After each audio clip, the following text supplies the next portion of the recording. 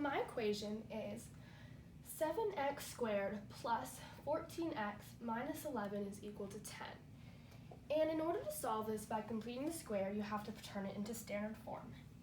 And standard form is ax squared plus bx plus c. All right. In order to do this, you have to put this 10 onto the other side of the equation. And first, you rewrite the equation, 7x squared plus 14x. And then, since 10 is a positive, you have to subtract 10 from this side to bring it onto the other side. And negative 11 plus negative 10 is equal to negative 21. And since there's nothing on this side of the equation, this would turn into 0. All right. The next step is you want to get rid of this 7 because in standard form, a should always be 1. And you're able to get rid of 7 by dividing each one of these terms by 7. And you could divide 0 by 7, but 0 divided by 7 is just 0. So, divide by 7, divided by 7, divided by 7, and like I said, you don't have to divide 0. Now, this would turn into x squared because 7 divided by 7 is 1, and you don't need to write the 1 for that. And then plus 14 divided by 7 would be 2 because 7 goes into 14 twice. So x squared plus 2x, and then negative 21 divided by 7 would turn into negative 3. And you would still leave the 0. All right, next step is you want to bring this negative 3 onto the other side of the equation. So you would turn it into x squared plus 2x, and then you would add 3 because it's negative 3, is equal to 3. Once you've done this, you put it into what I like to call cut it, put it, square it, add it. So I'll write this on the board as a reminder. Cut it, put it,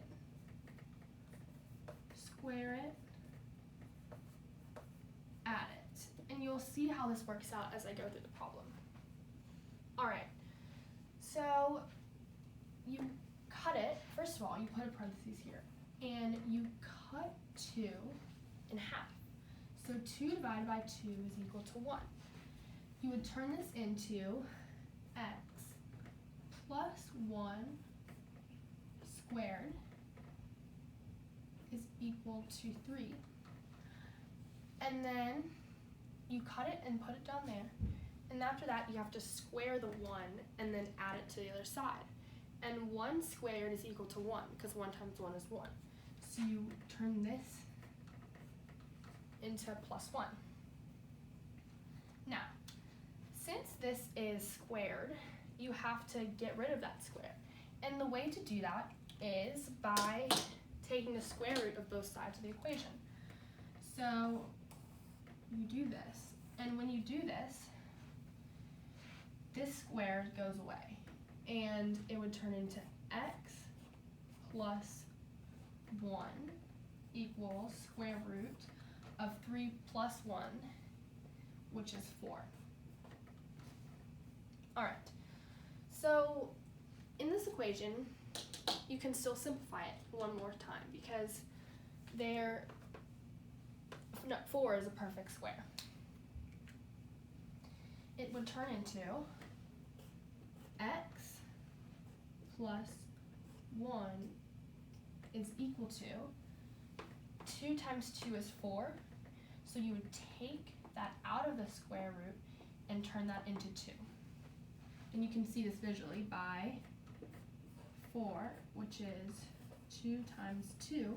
And since there's 2 numbers, you can just bring them right out into right here. So x plus 1 is equal to 2. Now, whenever you're doing a problem like this, you have to make sure that x is by itself. And you can do this by subtracting 1. Now, x is equal to, but you don't just, you subtract 1, so negative 1. But you don't just do plus 2, you do plus and minus 2. Whenever you're doing the completing the square, you have to make sure you write it in plus and minus, because there should always, or there should be 2 solutions. All right, so plus and minus 2. Now this is fairly easy, this part, and all you have to do is add negative 1 plus 2 and negative 1 minus 2. So this would turn into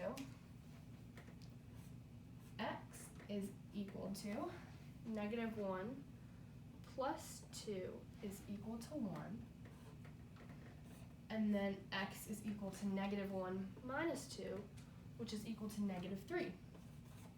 And right here are your 2 solutions.